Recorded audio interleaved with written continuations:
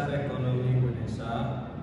Dalam perekonomian Indonesia harus mampu dipecahkan secara baik oleh setiap pemerintah Indonesia agar kesejahteraan dan kemakmuran masyarakat dapat tercapai.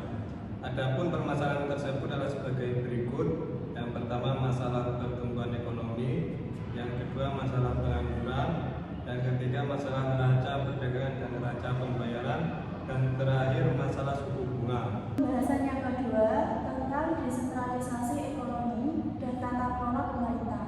Saya mau bertanya kepada Fahmi, bagaimana desentralisasi ekonomi? Bisa dijelaskan?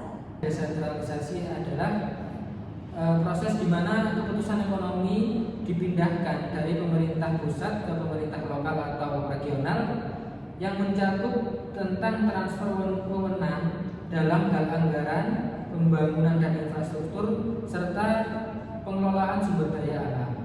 Pembahasan yang ketiga tentang dilema privatisasi. Nah, saya mau bertanya kepada Sada, bagaimana karakteristik privatisasi di Indonesia tersebut?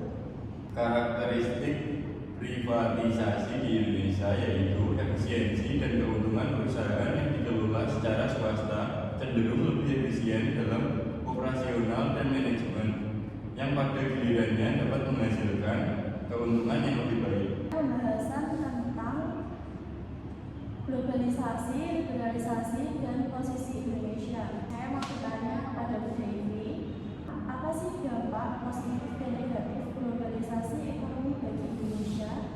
Jelaskan. Baik, dampak positif dan negatif globalisasi ekonomi bagi Indonesia.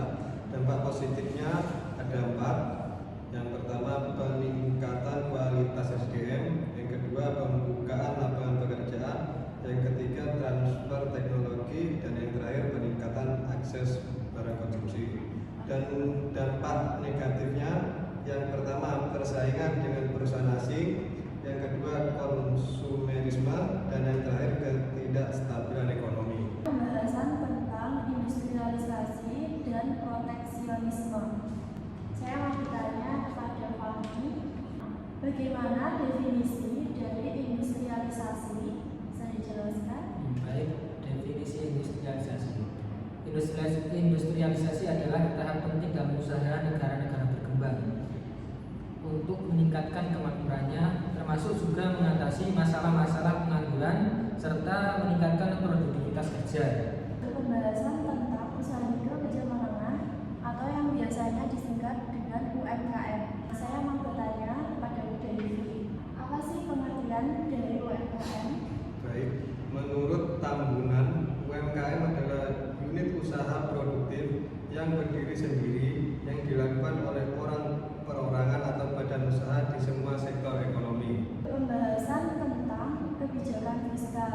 Saya mau bertanya kepada Fahmi, bagaimana tujuan kebijakan fiskal? Bisa disebutkan?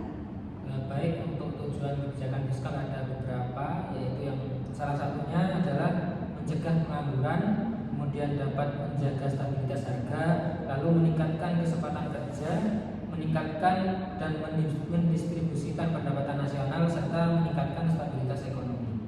Pembahasan tentang ketimpangan dan kemiskinan. Nah, saya mau bertanya kepada Sada, apa ketimpangan kesenjangan? Bisa dijelaskan?